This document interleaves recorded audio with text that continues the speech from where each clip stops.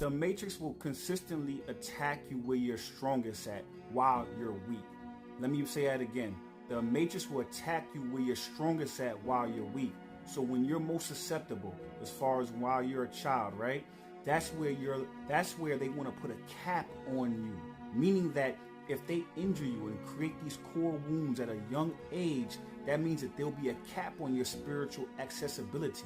Once you reparent your inner child, once you go back and you forgive your mother and your father, now you can then go access and clear that out. Now you can go back and clear out the junk and the static, and you can now have a direct access to source because you took all the garbage out the way that was blocking you.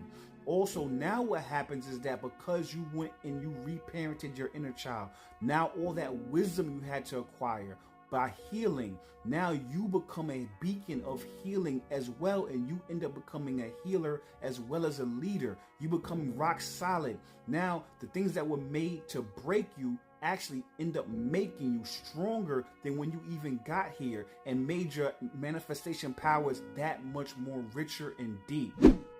Valerie, talk to him.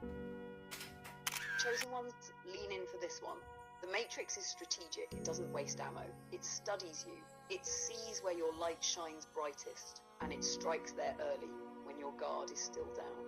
That's why so many of us carry childhood wounds that feel surgical, because they were.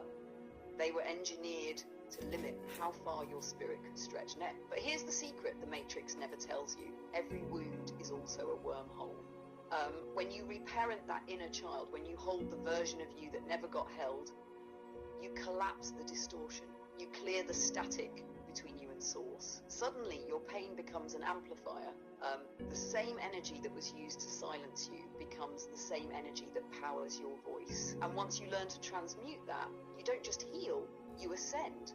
You become a walking frequency of restoration, a mirror that reflects back to others what it means to be free. So yeah, the Matrix attacked you where you were strongest while you were weak. But now that you've remembered who you are, you're stronger because of where it hit you. You're both the wound and the weapon. You know, there's a couple of themes that we consistently talk about, but one of them is transmuting pain into power. Because in order for you to grow, you have to experience pain. And that's just the way this matrix is set up. 1. 2, think about it. If you're going to work out, you have to go endure the muscle soreness. That's pain.